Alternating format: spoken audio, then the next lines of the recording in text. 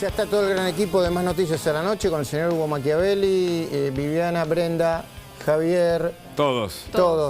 Hola Luis, buenas noches. Buenas noches. Mira, se quedaron unos segunditos más solamente porque queremos hablar con Hugo Machiavelli, pero digo, no, queremos hablar con Hugo porque para nosotros Hugo es Carolina Lozada y Hernán Lombardi. ¿Tenías alguna pregunta, Hugo? Tengo pregunta. Para Lombardi, una que es, esto de la portavoz, ¿es una cadena, es un eslabón más de un ataque del gobierno kirchnerista contra la prensa? Sí, es un intento de amilanamiento, no sobre periodistas que actúan, porque ya se ha dicho tanto acá, es un tipo que no se va a dejar apretar, pero ustedes saben cómo funciona una sala de prensa, se asusta a la gente, es un intento más de buscar la autocensura de los periodistas. Yo creo que en Argentina, por suerte, tenemos periodistas de una enorme valentía y no se van a dejar apretar, porque mirá, la palabra es apretar. Cerruti está equivocada, ella tiene que informar, no educar periodistas. Y a Carolina Lozada preguntarle, ¿te da miedo, Carolina, ahora ser senadora en un lugar copado en gran medida por el crimen organizado, como es Rosario, Santa Fe? No, me da fuerzas, me da energía y lo que quiero transmitir además es que se puede cambiar. Se puede cambiar lo que pasa en el gobierno nacional. O sea, tenemos los próximos 2 años que están perdidos, pero seguramente cuando Juntos por el Cambio vuelva al gobierno, se puede cambiar lo que pasa con nuestra economía, con un plan económico sustentable y creíble y ser previsible. Y lo que pasa en la provincia de Santa Fe respecto al narcotráfico también se puede cambiar. Hay países que lo han cambiado. Lo que se necesita es decisión política. Es lo que no hay en este momento. Carolina, Hernán Lombardi, muchísimas gracias. Gracias a vos. Hugo, sé que tenés una nota muy importante que tiene que ver con una información de último momento que es la convocatoria a la justicia, entiendo, para que Manzanares, testigo, imputado colaborador, amplíe su declaración, que ya está teniendo un impacto muy fuerte, judicial y político, ¿no? Totalmente, Luis. Escuchamos a Manzanares cuando contaba en esa nota que compartimos esos 15 bolsos que guardó con casi 30 millones de dólares, parte de la comisión que dijo Muñoz le cobraban a la patria. Herrera nos va a contar por qué pide que Manzanares declare en los próximos días ante la justicia. Me quedo viéndolo entonces. Gracias por compartirlo. Gracias a ustedes. Chao. Bueno, está Roberto Manzanares porque, insistimos, la figura del imputado colaborador en la justicia respecto de la ley justamente que permite esa aplicación es una novedad para las causas de corrupción. Recordemos, la ley de imputado colaborador se aplicaba para causa de narcotráfico y otros delitos federales como la trata de personas. Sin embargo, hubo personas que se arrepintieron contando sus propios crímenes, sus propios delitos y pecados ante la justicia. Víctor Manzanares, nada menos que el ex contador de la familia Kirchner, conoce los pormenores y puede probar a partir de las propias pruebas que él mismo constituyó cómo funcionaba el lavado del dinero en la época en que Néstor y Cristina ocuparon la primera justamente magistratura de la Argentina y cómo hoy él quiere aportar más elementos a la mega causa Cuaderno, la que está a punto de empezar a nivel del juicio oral. En instantes, Roberto Manzanares. Y un poquito después, ¿qué es el carfentanilo? La sustancia que es poderosa para matar a muchos seres humanos. Un dato, hace 20 años la aplicó un grupo checheno porque quería matar cuando usurpó un teatro en Rusia y terminó con la vida de 400 personas. En instantes con Carlos Damín, el que más sabe de toxicología en la Argentina. Antes las noticias, mirá.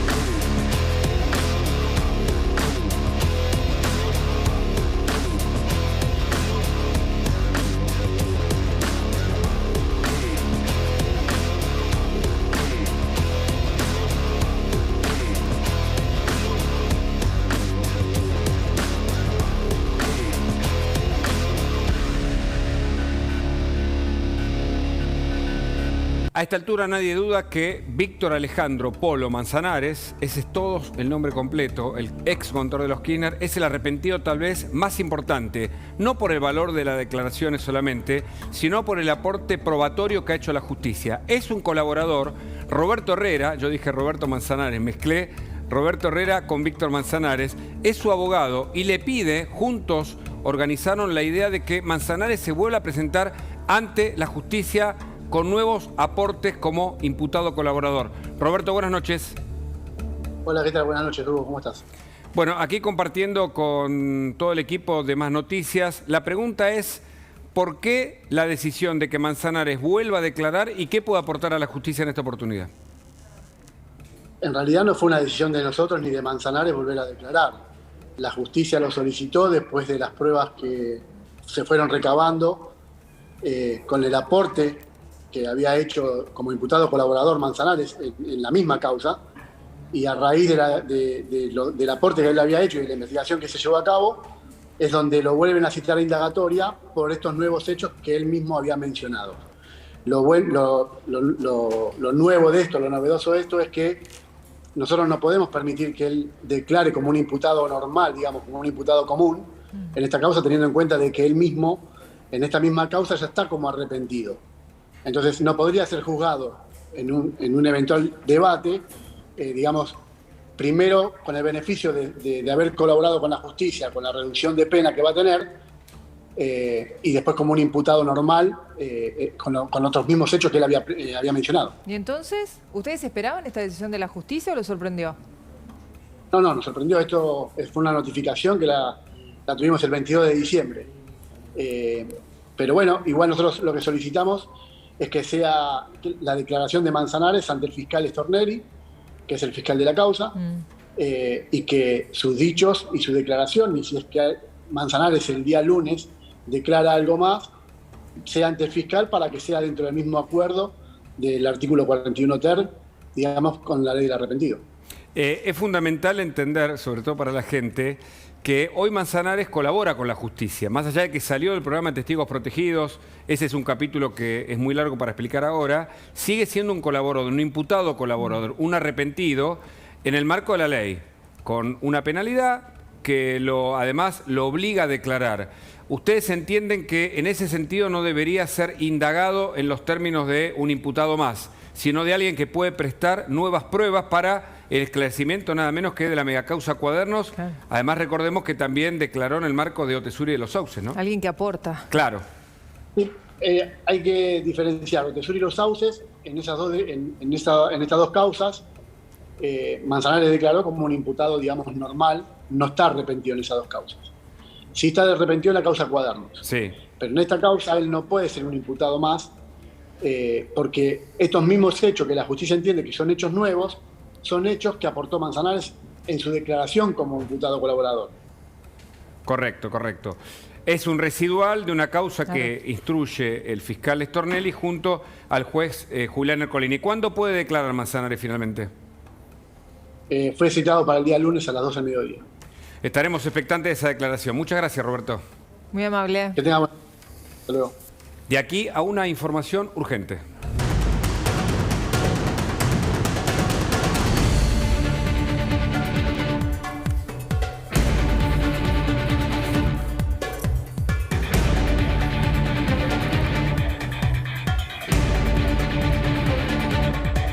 La información la trae Brenda Salva, incendio en Belgrano. Sí, esto está ocurriendo en este momento, un incendio impactante en Belgrano. Esto es Cuba al 2500 entre Roosevelt y Monroe. Es un edificio de 8 pisos. Fíjate las llamas. En principio había sido se presume que fue un desperfecto técnico en el primer piso. Los bomberos al arribar a la zona tuvieron que derribar la puerta blindada donde en su interior permanecían 4 personas. Pero por lo que vemos, el incendio comenzó a tener gran magnitud y subió hasta la terraza. Fíjate cómo se ven de aquí las llamas de este edificio de 8 pisos de Cuba 2500. 4 personas derivadas a un hospital para la asistencia de oxígeno justamente porque ya estaban inhalando el humo que desprendió este incendio. Ahora no podían acceder, Brenda, al primer piso. No podían acceder, claro, porque la puerta de entrada era blindada. Entonces tuvieron que derribarla las dotaciones que llegaron. Lo que me informan es que son 6 dotaciones de bomberos y 4 ambulancias. Una de ellas se dirigió al hospital cercano para poder asistir a una mujer de 65 años que en ese momento se descompensó. Tremendo, vamos a seguir con este móvil, porque lo que no se sabe todavía son las repercusiones o el impacto sobre los que tienen que estar en este momento siendo rescatados, ¿no, Brenda? Sí, así es. 20:45 es cuando arrancan las llamas, este incendio que se presume fue por un desperfecto técnico en una cocina del primer piso, donde te mencionábamos que tuvieron que derribar esta puerta. Hasta el momento no se informa ninguna víctima fatal ni ninguna persona con estado de salud grave, sino el traslado de estos 4 personas que vivían en ese primer piso, y entre ellos esta mujer de 65 años Pirovano con por ahí. asistencia. Exactamente. El Hospital Pirovano por Monroe. Ahí está. Pero esta persona la trasladaron a ver Fernández. Fernández de Cerviño al 3300. Muy bien, vamos a seguir con este tema. Lo que se encontró finalmente, lo que ahora sí es un estudio toxicológico oficial, demuestra que la sustancia tenía carfentanilo. El carfentanilo es una sustancia, es un opiáceo sintético que causa daños devastadores sobre el ser humano. Para que tengamos 2 datos o 3. Es 10.000 veces más potente que la morfina y es un derivado 10 veces más potente que el fentanilo. Y un antecedente, hace 20 años, cuando Putin ya era presidente de Rusia, un grupo checheno un grupo terrorista ocupó un teatro con 800 personas. El gobierno ruso, después de largos días de espera, intoxicó el lugar con esta misma sustancia y provocó 200 muertes. 20 años después está pasando esto en la Argentina por primera vez. 24 muertes y muchísimos todavía internados. Carlos Damín es tal vez uno de los toxicólogos que mejor conoce de esta sustancia. Sí. Fue consultado por medios internacionales. Es el director del Hospital Fernández de Toxicología. Está en línea con nosotros. Hola, Carlos, buenas noches. ¿Qué tal? Buenas noches, ¿cómo están? Un placer. ¿Qué significa esto? ¿Qué implicaciones tiene haber encontrado carfentanilo en la sustancia comprada en la Puerta 8, en San Martín al menos? Mire, para nosotros fue de mucha sorpresa porque no tenemos circulación de opioides en el país. Nosotros hemos tenido y tenemos muchos problemas de consumo de sustancias, pero nunca con un opioide. No hemos tenido problemas con la heroína y no hemos tenido hasta ahora tampoco problemas con el fentanilo. Recordemos que hace 4 años Estados Unidos declaró la emergencia sanitaria porque tuvieron 100.000 muertos por fentanilo en un año. Y desde Tremendo. Hace 4 años es más la cantidad de muertes que tienen. Con lo que, siendo para nosotros que no es un problema el de los opioides, encontrar carfentanilo en estas muestras, bueno, nos pone por lo menos en alerta. Ojalá esto sea una situación parecida a la que hemos vivido con la cocaína rosa, con las catinonas, con el 2CB, que no sabíamos si era que estaban entrando o era una situación aleatoria, única, y ojalá esto nos ocurra lo mismo. Porque Doctor, el carfentanilo es una sustancia que normalmente en países consumidores de opioides, como los países europeos o como Estados Unidos, el carfentanilo es una sustancia de corte, no es una sustancia de abuso. Nadie consume carfentanilo. Claro. Es muy poderoso. Usa para adulterar la heroína o adulterar el fentanilo. Es muy poderoso y muy dañino. Se lo muy. tiene que usar con guantes, incluso a nivel zoológico, como se lo utiliza para dormir elefantes, rinocerontes, y con muchos cuidados porque es muy venenoso. Yo contaba el antecedente de cuando el gobierno ruso combatió un grupo terrorista de Chechenia hace 20 años nada menos, y mató a 200 personas en aquel teatro. No sé si lo recuerda usted, Carlos. Claramente, el carfentanilo es una sustancia muy, muy potente, es entre 20 y 30 veces más potente que el fentanilo y cerca de 10.000 veces más potente que la morfina. ¿Esto qué quiere decir? Que cuando uno compara iguales cantidades, la morfina es una sustancia muy potente, 10 miligramos de morfina son muchísimos, son capaces de calmar un dolor muy, muy potente y de dormir a una persona. Entonces nos imaginamos algo 10.000 veces más potente. Tremendo. Eso habla que mínimas cantidades de pureza, ¿no? No quiere decir que esto es 100% de pureza.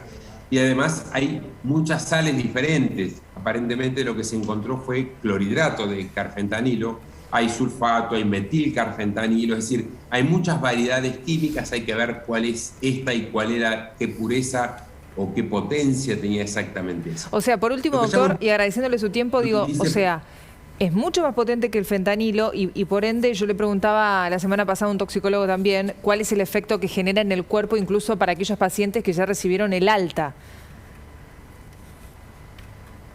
Bueno, mire, los opioides normalmente tienen lo que los médicos llamamos una tríada de síntomas. Una es la depresión del sensorio. Las personas empiezan con somnolencia, con un poco de sueño y terminan en un coma profundo.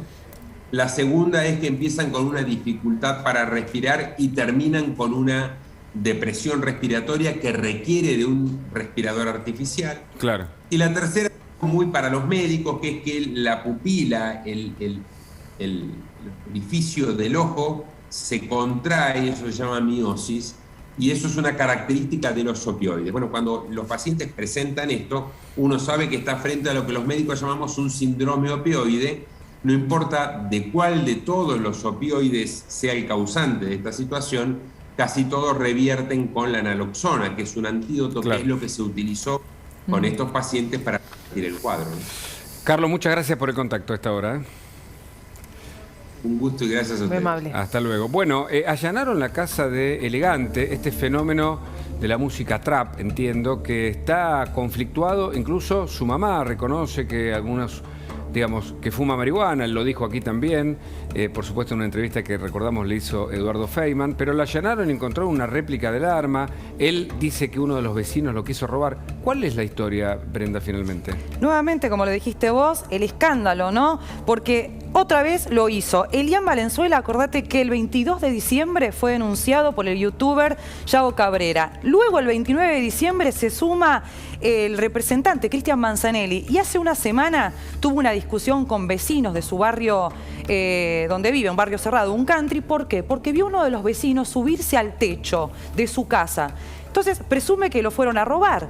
Va, increpa a estos vecinos, niegan todo y se transan en una pelea donde esta persona, Elian Valenzuela, alias Elegante, saca un arma y dispara en el suelo. Esa manera es la que tuvo de confrontar a los vecinos y que se produjo luego la denuncia policial por justamente amenazas y tenencia de arma de fuego. No sé si recordarán también que estaba implicada Tamara Báez, que es la mujer y que en su Instagram posteó todas imágenes de los golpes que había recibido por los vecinos, la prima de este muchacho, Brian Aruchari, que es el que estaba presuntamente subido en el techo y que muestra a ella cómo le dañaron todas las uñas y los golpes que había tenido. Con respecto a eso, ¿qué pasó? Se hace la denuncia y hoy a la mañana, 9 de la mañana, se decide allanar 2 domicilios. Como lo dijiste vos, el de la madre y por otro lado, donde vive Elegante. 9 de la mañana lo despierta un amigo que se había quedado a dormir con Elegante y le dicen allanamiento. Ingresan, no encuentran nada, ni siquiera el arma que había sido utilizada en los videos que se difundieron, sino que van a la casa de la mamá y ahí encuentran un arma, pero de juguete. Claro. De todas maneras, se procede a pedir la indagatoria y mañana la fiscal de la UFI 9 de General Rodríguez lo va a llamar indagatoria, 9 de la mañana. No se determinó si es por Zoom, si va a ser presencial, pero también va a hablar Tamara Báez, que es la pareja. Te vamos a mostrar un cortecito de qué dijo Elian con respecto a los allanamientos en su casa y en la de la mamá. Contame vos qué es lo que te dijeron cuando llegaron a allanar, qué es lo que estaban buscando, con qué, de qué manera. Estaba durmiendo y viene mi amigo el Baroja. Allanamiento, me dice. Me levanto así rápido a ver qué sucede. ¿Qué hora era? Tranquilamente acá a las 9 de la mañana. Fue tranquilo, la verdad, bien. Muchos policías llegaron acá, en patrullero. Sí, eran, ¿cuántos eran? Eran 10 eran. Allá en el barrio fue la secuencia que se... ¿En la casa de tu mamá? Claro, se quisieron hacer los locos como si están yendo a buscar a un supernarco, pero bueno, payasada, que no pasó nada, no encontraron nada. Se hablaba de una réplica de un arma. Claro, notifican como algo especial que encontraron una pistola de juguete, la cual juega mi sobrinito cuando va a la casa de mi mamá. ¿Qué expectativa tenés para la declaración de mañana? Que si van a hacerle caso a cualquier boludo que diga algo de mí, voy a tener que estar respondiendo preguntas boludas toda mi vida y... No, estoy para Elegante es el típico caso de alguien que cobra notoriedad muy rápidamente y que está conflictuado por un montón de razones. Su Él mamá mismo lo dice. Él mismo también. Él mismo también Sí, lo dice. claro. Está pasando con algunos fenómenos, sobre todo a partir de redes sociales, que de repente convocan a 50.000 personas. Pero Claro. lo elegante, luego de la mención de la vicepresidenta, su encuentro, cobró una notoriedad mucho mayor. Y creo que allí es parte de las cuestiones por las que finalmente va a terminar siendo indagado por la justicia. ¿Por qué presunto delito, Brenda? Bueno, amenazas, además, lesiones leves. Esto es nuevo porque tiene que ver con lo que presentó el que lo denunció con esa pelea del fin de semana pasado y además tenencia ilegal de armas de guerra. O sea, la arma que controlan en la casa es de utilería, pero realmente los videos lo complican mucho porque se ve cuando está blandiendo el arma y cuando ejecuta el disparo hacia el suelo. Así que mañana, 9:30 de la mañana, va a ser indagado junto con Tamara Báez, su novia. Muy bien, vamos a seguir con este tema también, por supuesto, pero un empresario se defendió. ¿De qué modo, Javier, para resistir un ataque? Contanos. Bueno, esto ocurrió en Chaco, en Resistencia, en la capital de esa provincia. Básicamente una situación, Hugo, Vivi, que viven muchos empresarios. En este caso, un empresario pyme. Se llama Enzo Meusi. Es titular de la empresa Don Sendo. Es una distribuidora de bebidas y alimentos. Una pyme que emplea a más de 100 familias. ¿Qué hizo Hugo? Bueno, vamos a verlo porque después dale, va a dar escuchamos. para comentarlo. Dale.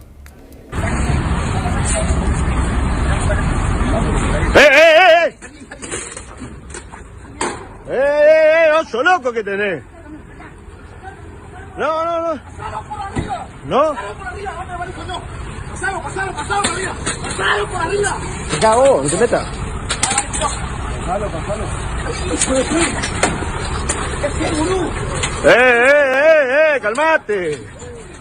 Calmate, loco, Que lleguen las notificaciones, después nos vamos, pelotudo.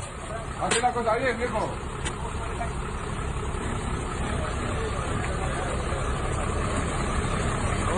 En este caso, de lo que era, un bloqueo a su planta, a su laburo. Pasalos por arriba, le dice en un momento. Claro. Eso es grave. La gente no da más de los aprietes sindicales.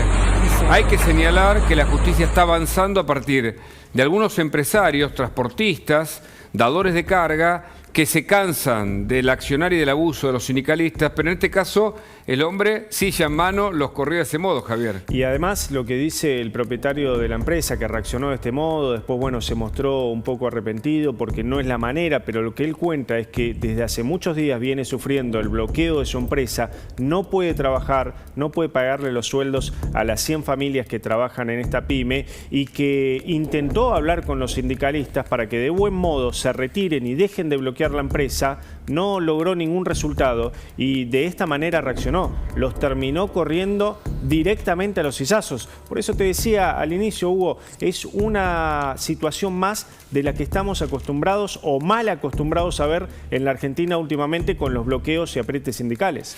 Bueno, de acá a Claudio Loser, porque fue funcionario o en todo caso trabajó en el Fondo Monetario Internacional. Su palabra es muy valiosa y justamente tramitó algunas deudas en su momento de la Argentina y de otros países de Latinoamérica. La incertidumbre con el acuerdo con el Fondo Monetario Internacional. Claudio, buenas noches, gracias por este contacto.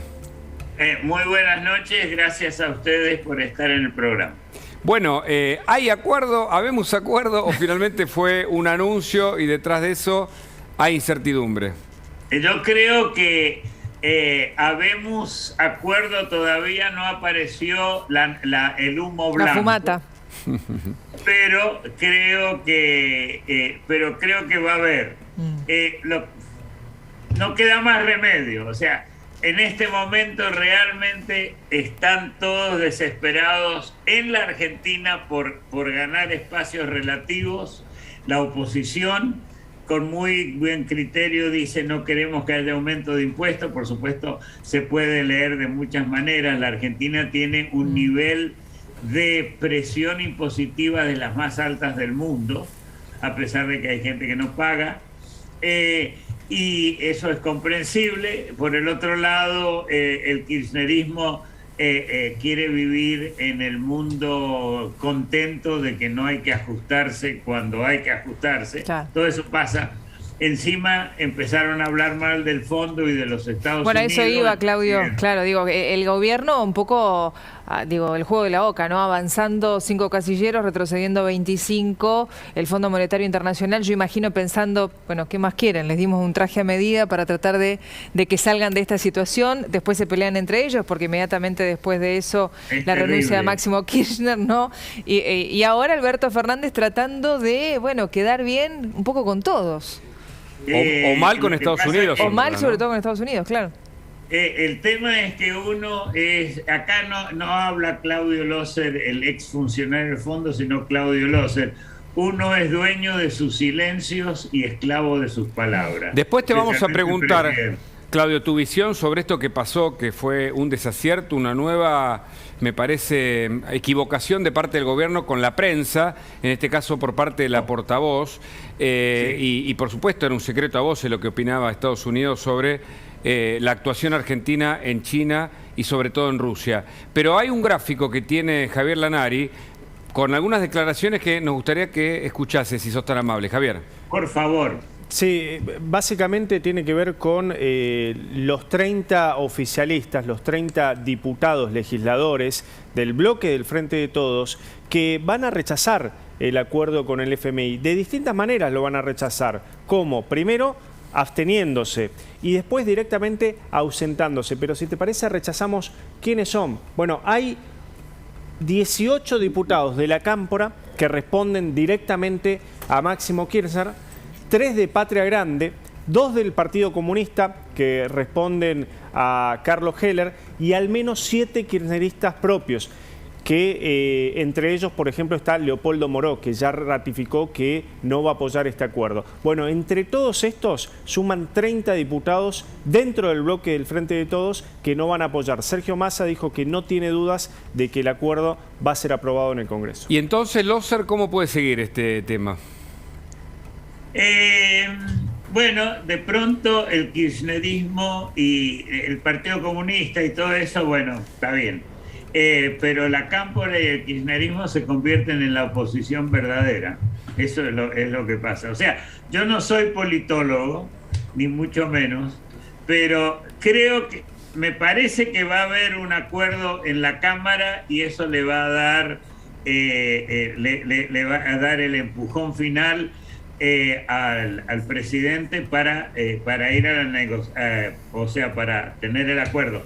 Pero yo creo que todavía estamos esperando los detalles, la letra chica, como se dijo, digamos, en la oposición, y que creo que es importante.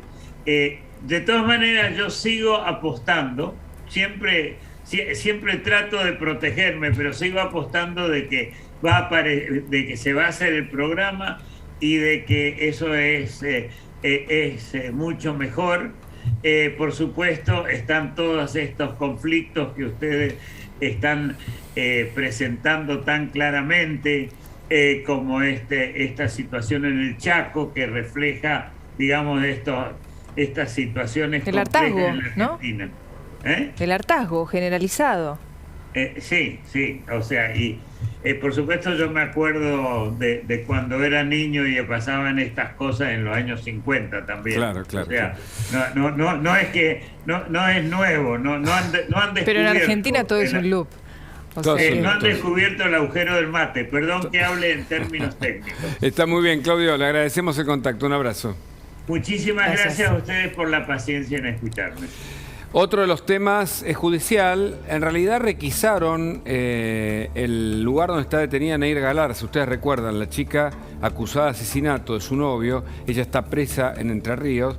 Pero estos detalles los trae Brenda Salva. ¿Qué pasó? Hugo está en la cárcel de Paraná, en la unidad penal número 6, y en una requisa que se realiza donde está alojada Nair Galarza por haber asesinado a su novio, Fernando Pastorizo, encontraron envoltorios con una sustancia verde que luego se fueron a peritar y terminan determinando que era marihuana. Eran 4 envoltorios de marihuana dentro de la celda de Nair Galarza, que comparte además con 2 mujeres. juez. O sea, esto es un nuevo capítulo en la historia, digamos, de la condena que tiene Nahir, porque acordate que el mes pasado también salió a la luz una nueva declaración cuando le comenta, claro, le comenta a su abogada que quería decir la verdad y que no fue ella la que cometió el crimen de su novio, sino que fue el papá y que la obligaron a justamente culparse de ella misma. Pero este hallazgo de droga en su pabellón, ¿qué genera ahora, digamos? Bueno, primero y principal, ¿cómo ingresa también esto ahí? Nosotros estábamos hablando de los controles, pero luego también hay una hipótesis, porque acordate que ella recibe visitas una vez por semana del novio, la nueva pareja, que, bueno, la conoció ahí por tener a su mamá y a la abuela, además, detenidas en el mismo penal. Ahí conoce a su pareja actual y que tiene esas visitas una vez por semana y se presume que puede venir por ahí, digamos, el camino donde encuentra los envoltorios.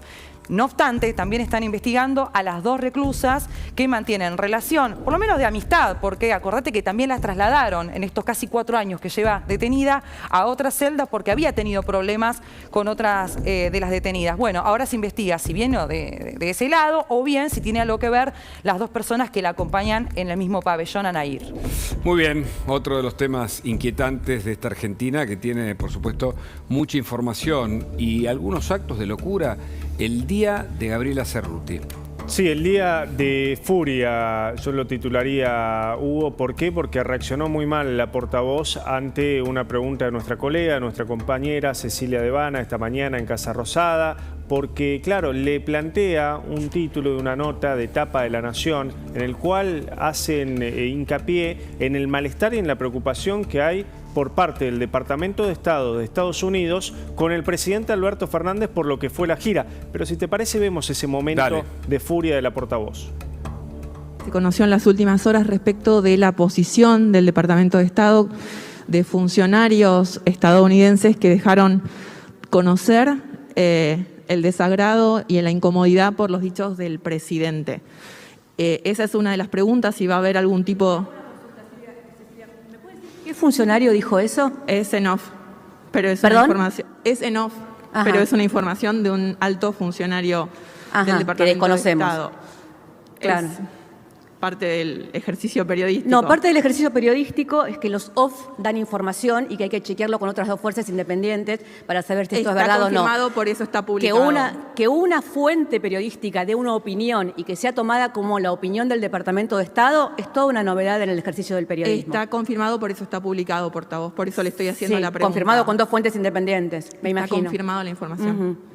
Por eso le pregunto si de parte del gobierno va a haber algún tipo de respuesta. Mire, Cecilia, yo le quiero decir con el mayor de los respetos y con muchos años de ejercicio periodístico que esta novedad argentina de que una opinión de una persona que no se identifica sea tomada como la opinión del Departamento de Estado de los Estados Unidos y que esto sea la tapa de un diario es toda una novedad para el ejercicio del periodismo.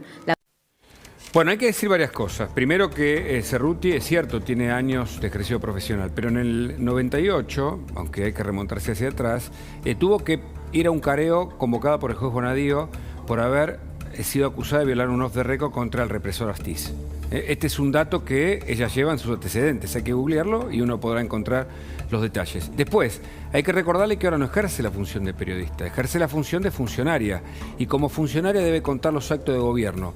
No obstante de querer darle clase a Cecilia Devana, después de una nota de La Nación impecable, con muchas fuentes que además de ser muy contundentes con la información que publicaron aquí en La Nación, demuestran algo que todos sabemos, el malestar de cierto sector del gobierno de los Estados Unidos por la declaración del presidente, revelan que Cerruti, con ese rasgo de soberbia que la caracteriza, en vez de responder a la pregunta, da clases de periodismo. Rasgo de soberbia que no son acompañados por los hechos, Javier.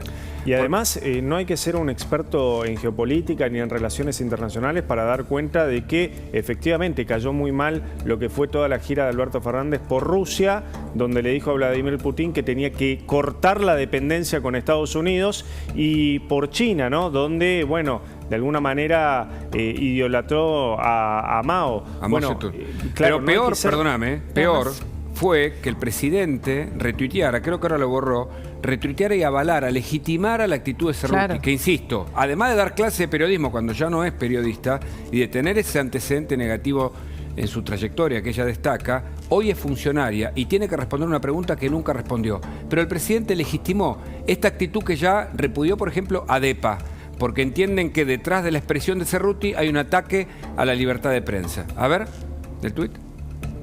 Claro, ahí vemos el tuit de Alberto Fernández retuiteando a un perfil, un anónimo. Dice, excelente Cerruti acá explicando técnicamente por qué el periodismo mainstream argentino es una vergüenza nacional. Cuando retuiteás, le explicamos quizá a las personas que no manejan esta red social, estás avalando un poco. Es lo mismo que cuando pones un favo, un corazón, digamos. No hace falta decir mucho. Legitimás, avalás, pensás eso. El presidente piensa que el periodismo argentino es una vergüenza nacional. Lo dijo probable en ese retweet. Hay antecedentes, hoy La Nación se ocupó del tema. Por supuesto, estamos todo el día aquí con la información de cada uno de nuestros colegas, contando los antecedentes, desde la rotura del diario de Capitanich a Está nervioso Clarín de Néstor en su momento. Entonces, hay como una versión implícita a un poder independiente, en este caso que es la prensa, que uno pudiera decir también le pasa a la justicia, cuando un sector del gobierno avala el ataque a la Corte Suprema marchando en contra de ese poder. En la Argentina hay 3 poderes que son independientes y finalmente la prensa representa a la ciudadanía y tiene que estar enfrente del poder. Es la función del periodismo, pero Cerruti no respondió a esa pregunta. Información urgente ahora.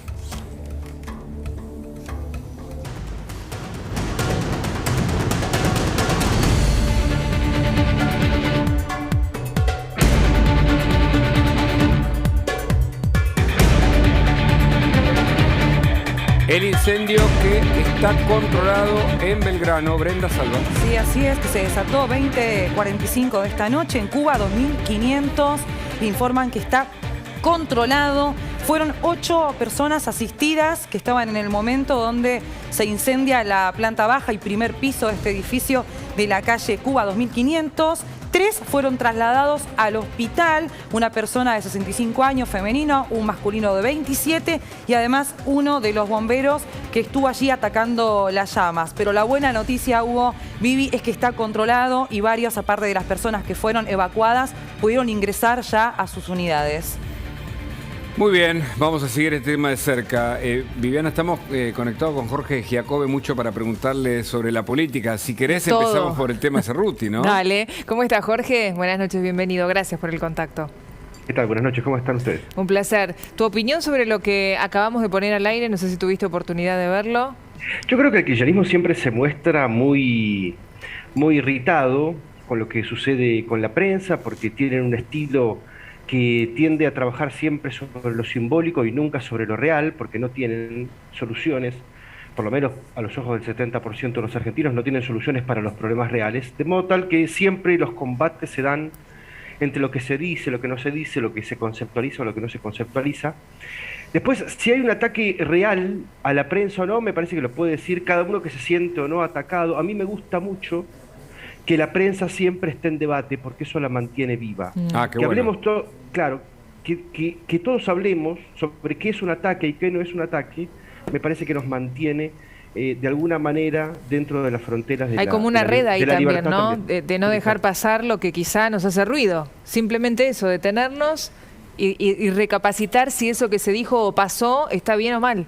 Y eso es la libertad. Exacto. Una persona hace lo que quiere y otro dice, che, esto me molesta. Claro. Ahora, qué interesante, Jorge, el universo simbólico, el que vos abordás, porque es el universo que desde el primer peronismo, en esas épocas, recordemos, se hablaba tanto de la sociedad de masa, intentó colonizar justamente desde lo discursivo, desde lo simbólico en términos de las banderas y las distintas señales y signos, para hablar estrictamente de lo simbólico. Y en este caso, me parece que ahí es donde, cuando vos tocas lo simbólico, es donde no quedan argumentos. Y como no hay argumentos para responder, hay contraataque. No sé, es una visión. Me engancho a lo que vos decís. Sí, yo te diría que hay que ver en qué punto son comparables las dos cosas, porque el peronismo de Perón y Eva, para bien o para mal, era un peronismo que transformaba la realidad, le cambió la vida a la gente. A molestia de otra parte de la gente también, sí. Y con una tensión social en ese momento, sí. Pisando callos, sí. Pero verdaderamente le cambiaron la vida a la gente.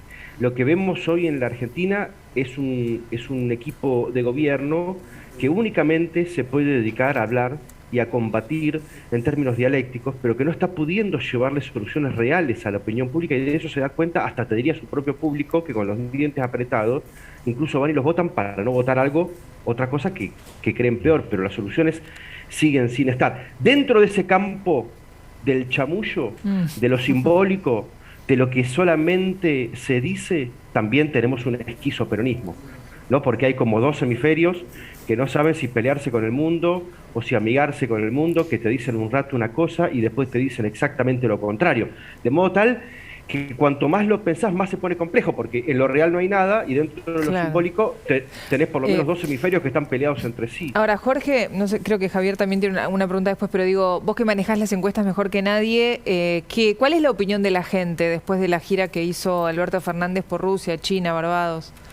Mira, ¿Cómo cayó? hace mucho tiempo que los números no se mueven. Alberto Fernández en algún momento tuvo 68 puntos de imagen positiva al principio de la pandemia. ¿Ok? Es decir, gozaba de un nivel de prestigio y de calor social gigantesco. ¿Y ahora? 68 puntos, 20 más que los 48 que lo votaron. En un momento se empezó a descomponer, se cayó, se desconectó de todas las necesidades de la opinión pública. Hoy está oscilando los 20 puntos de imagen positiva, insisto, de 68 a 20. Tiene 70 puntos de imagen negativa y está muy estable. Claro, está estable porque está tirado en el suelo. Entonces, me parece que nada de lo simbólico ya puede torcer el humor social. El 20% que lo sostiene está absolutamente ciego en sostenerlo.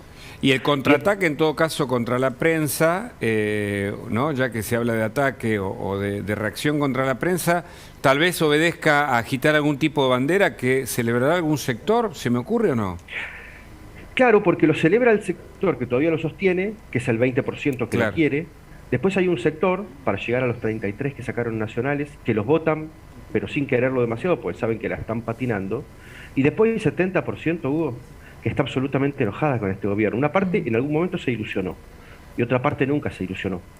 Pero todos están absolutamente irritados, enojados y entendiendo que este gobierno no tiene las soluciones reales. Ahora, Jorge, en los últimos días me tomé el trabajo de tratar de ver cómo fue la cobertura internacional de la gira de Alberto Fernández. No encontré noticias vinculadas al anuncio de 23.700 millones de dólares de inversiones de China, ni siquiera en la agencia de noticias oficial del régimen chino. Te pregunto, sabemos que es posible, y vos lo decías recién, medir la imagen, también la intención del presidente, pero ¿se puede medir, y lo tenés medido, cuál es la credibilidad del presidente? No, también está por el suelo, Javier. Todos los valores de todo lo que estamos preguntando te ponen a un 20% del electorado a favor de cualquier persona y de cualquier argumento del kirchnerismo y a un 70% en contra. Donde lo encuentres, te diría que hasta se pone aburrido hoy investigar a la opinión pública porque está mal y está estable. Después me parece que el papel de lo que está haciendo Alberto en el mundo está siendo tomado con un nivel de ridiculez enorme. Lo hemos conversado muchas veces, Javier. Hace 10 años el mundo nos miraba con preocupación. Hoy ya ni siquiera con preocupación. ¿Y por qué dice el canciller que el mundo quiere escuchar a Alberto Fernández? ¿Escuchaste lo que dijo? Hoy Sí, nos miran con preocupación. Sí, lo escuché. Se ríen mucho. Sí, se ríen mucho, lo dije un poquito más suavemente. Me parece que buscan esta estrategia de distorsionar la realidad hacia dentro del país como si pudieran ya con esto convencer a alguien. La persona que es ridícula, Hugo, no se da cuenta muchas veces que es ridícula y que los demás se ríen de él. Claro. Alberto dice que Argentina pretende ser la puerta de entrada en Latinoamérica para Rusia, sin entender que todos sabemos que Rusia no golpea las puertas, Rusia las patea. Claro. Sí. Entonces cualquier situación y cualquier argumento que presenta el gobierno, hoy insisto, cae a título de risa para el resto del mundo y para el 70% del mercado político. Y que el presidente legitime lo de Cerruti implica que un discurso para esos tertulios, de esa agrupación, tal vez sectarios que no entienden cómo funciona la prensa en los países más serios. Totalmente. Para el 20% que cree que los que están enfrente en términos políticos son la suma de todos sus temores y de todos sus miedos. Entonces, la fantasía de aplastar al rival, de cercenarlo, la fantasía de acallarlo, siempre está en una parte de la población argentina, de los dos lados, te lo voy a decir, de los dos lados, que siempre ejerce la política con fantasías de violencia, que después si se concretan, te voy a decir una cosa, no se las bancan. ¿Okay? Pero hay una parte de la población argentina que cree que Macri es la suma de todos sus males y que si por alguna razón desaparece Macri, entonces la Argentina tiene el camino allanado hacia un mundo mejor. De la misma manera que del otro lado hay gente que cree que Cristina es la suma de todos sus miedos y todos sus males, y si desapareciera o fuera presa o fuera abducida por extraterrestres, entonces la Argentina queda liberada hacia la felicidad. Jorge, digamos. hablando las dos son posiciones infantiles, perdón. Sí, hablando de imagen y de porcentajes, recién repasábamos la imagen que supo tener Alberto Fernández en su momento. Yo creo que lo que vos comentabas, casi el 70% de imagen positiva, fue ni bien empezó la pandemia y cómo cayó estrepitosamente al 20%. ¿Quién tiene mejor imagen hoy dentro de Juntos por el Cambio? Hoy mejor imagen tiene Patricia Bullrich, que tiene arriba de 40 puntos. ¿En serio? Positiva, claro. Arriba de 40. Después Milei, claro. Después Milei tiene por fuera de Juntos por el Cambio. Estoy hablando de la oposición aclaramos, general, ¿no? Porque no están juntos. Tiene casi 40 puntos. Están ahí cercanos porque hay puentes, incluso en términos de votantes, digamos. Milei tiene unos 38 puntos, casi 40 también de imagen positiva. Un escalón más abajo, hoy están también bien posicionados para el futuro, pero un escalón más abajo, tanto Horacio Rodríguez Larreta como Mauricio Macri. De esos dos, Rodríguez Larreta tiene menos imagen negativa que la que tiene Macri. Ahora, esto que yo estoy diciendo está expresado en términos de imagen positiva, que decimos siempre, hacemos la aclaración, el asterisco no es intención de voto. La imagen puede cambiar, puede ir, puede venir. No siempre, por ejemplo, Patricia Bullrich estuvo arriba de Horacio Rodríguez Larreta. Ahora sí, esto puede volver a cambiar y puede volver a cambiar, puede mantenerse así, puede mantenerse así. Me parece que para la disputa de lo presidencial, que es lo que está en el trasfondo del interés de la pregunta, lo que sirve a entender es qué es lo que significa cada uno, no la cantidad de imagen. Claro. En ese sentido, Horacio Rodríguez Larreta significa una cosa para la opinión pública y Patricia Bullrich significa otra cosa. Si son dos estímulos diferentes, hay que ver qué es lo que quiere la opinión pública, qué herramienta necesita para el futuro, para el momento, para el espíritu del tiempo de las elecciones del 23. Te hago una pregunta, yo sé que estamos lejos del 23, pero dicen algunas fuentes cercanas al gobierno que en las PASO del Frente de Todos va Guado de Pedro, Alberto Fernández, va Mansur, Kicillof, Máximo, Kicillof. ¿Me equivoco por mucho, Jorge? Sí, me parece que nos podemos llegar a equivocar si ampliamos mucho la oferta. El Frente de Todos no tiene una cultura interna de discusión, tiene un formato soviético de orden, donde hay un número uno, un líder, que dictamina las listas dependiendo sus caprichos o que le presta la lapicera de sus caprichos a su hijo para que lo ordene en ese sentido. ¿Ok? Todo lo que tiene que ver con el desorden interno, con la vida interna, con la disputa, está muy acallado en el Frente de Todos, que es lo que produce Cristina como líder, como todos los grandes líderes de la Argentina, que dejan tierra arrasada y que no pueden parir liderazgos a futuro. Cristina es un vientre infértil en ese sentido. Ella puede crear candidatos, lo que no puede crear son liderazgos. Para que haya un liderazgo, un número 2 tiene que salir a disputarle al número 1, lo tiene que desafiar. Y en realidad todos se hacen muy los valientes frente a los demás, pero frente a Cristina todo el mundo va a baraja. Jorge, es lo contrario a lo que está pasando Juntos por el Cambio. Algo pequeño y ya te tenemos que despedir, pero me quedo con esto. La nombraste a Cristina Fernández de Kirchner. Digo, cuando decís que la imagen del presidente está en un 20%, entonces el núcleo duro, el que siempre acompañó el kirchnerismo, ya se perdió, se licuó. Bueno, te tengo que responder que sí, que no. En términos de imagen es engañoso, porque Cristina también tiene 20 puntos. Ahí está. Okay. De imagen positiva. Ahora, si vos le sumás el regular de Cristina, ahí tenés los 33 puntos que la acompañan. Entonces vos tenés dos kirchnerismos, hoy cortito lo hago. Tenés el que cree que Cristina y Alberto son fantásticos y que estamos yendo hacia un mundo mejor y que nadie los entiende, y tenés el que dice, yo de toda la oferta, antes que Macri prefiero a Cristina, pero sé que la cosa está mal. Correcto. La última sobre Juntos por el Cambio. Es complejo las PASO seguramente que va a tener el Frente de Todos. Ahora, más complejo Juntos por el Cambio. En el radicalismo hay 3 o 4 candidatos, en el PRO hay 3 o 4 candidatos, tenés la coalición cívica, ¿Cómo va a salir eso? ¿Quién gana ahí para vos? Y más complejo va a ser si ganan. Hugo, porque el próximo presidente, sea hombre, sea mujer, por izquierda, por derecha, por estatista, por liberal, va a salir cortado en tiras porque lo que hay para gestionar es muy malo. De modo tal que los que quieran disputar en Juntos por el Cambio, más bien me parece que se tendrían que organizar, quién primero, quién segundo, quién tercero, porque Juntos por el Cambio necesita gobernar este país si quiere instaurar un nuevo modelo durante 20 años. El primer presidente y el segundo la va a pasar muy mal. Claro. Justo cuando se van a cumplir 40 años de democracia. Y además, fíjate que después de la mesa de hoy, una mesa para decidir qué van a hacer cuando se presente, teóricamente va a ser así, la carta de intención con el acuerdo con el Fondo Monetario Internacional, salieron a hablar cada uno de su sector. No hubo una sola declaración, hubo varias, ¿viste? Eso demuestra que... hay tironeos. Y hubo una reunión larguísima, además.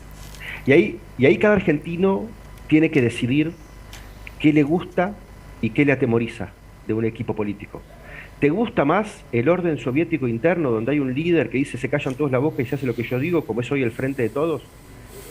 ¿O eso te molesta y te gusta más que haya una vida interna? Si hay una vida interna y esa vida está expuesta a la opinión pública, va a haber peleas, va a haber conflictos internos y demás. ¿Te asusta eso? ¿No te asusta? En algún momento el PRO tuvo el mismo orden soviético que hoy tiene el frente de todos. Interesante. La cosa la decidía Macri y Marcos Peña. Vos te querías largar para concejal en Salíqueló y tenías que pedir certificación ISO 9215 niveles hasta que te dijeran que sí en la Casa Rosada. Bueno, eso mata la vida interna de los partidos. Buenísimo lo tuyo, Jorge. Gracias. Un abrazo. En instantes vamos a hablar del tema de los subsidios, ¿no, Viviana? Claro. Porque el problema de lo que va a pasar con los colectivos entre la ciudad y nación es para alquilar balcones. Y los detalles los vas a tener aquí en instantes en Más Noticias.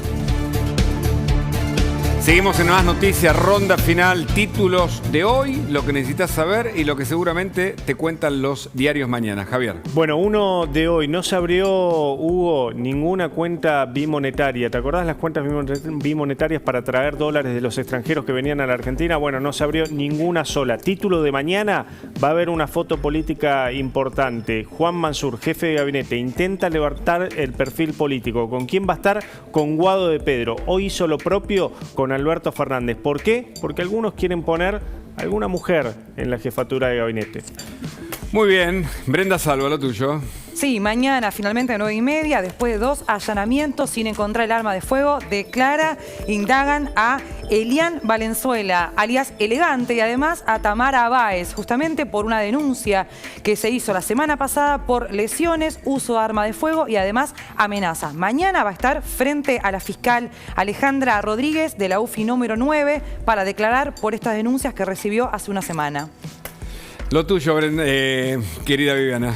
Lo que tienen que saber mañana es un día muy importante, sobre todo para el sector agropecuario, en medio de la tremenda emergencia agropecuaria por los incendios que sufre la provincia de Corrientes, donde recordamos ya se perdieron más de 335.000 hectáreas. Productores se van a reunir con representantes de la mesa de enlace. Va a ser a las 4 de la tarde en la Sociedad Rural de Mercedes. Bueno, me quedo con el título que acaba de publicar La Nación de una nota de Claudio Jacqueline. Alberto Fernández niega evidencias y suma riesgos. Suma riesgos porque se pone al extremo al criticar a la prensa y al sumarse a algo que era típicamente del kirchnerismo, no tanto del albertismo, aunque también algunos episodios contra periodistas sobre todo, y mujeres en particular, ocurrieron en los últimos meses. El otro escenario es el de la carfentanilo, ¿no? Carfentanilo, que es lo que supimos ahora como precursor químico que no tiene antecedentes en la Argentina y es un derivado mucho más potente que el fentanilo, que hace mucho daño y que llega por primera vez a estas tierras. ¿Quién lo trae? ¿De dónde vino? Se sabrá la verdad. Mientras tanto, los detenidos son, por ahora, perejiles. Todos los datos, por supuesto, seguramente mañana aquí en La Nación Más. Gracias por acompañarnos en esta semana. Gracias, Javier Lanari. Gracias, Brenda Salvo. Gracias. Gracias, Viviana Valles. Gracias, Hugo. Hasta el lunes en Más Noticias, aquí a las 23.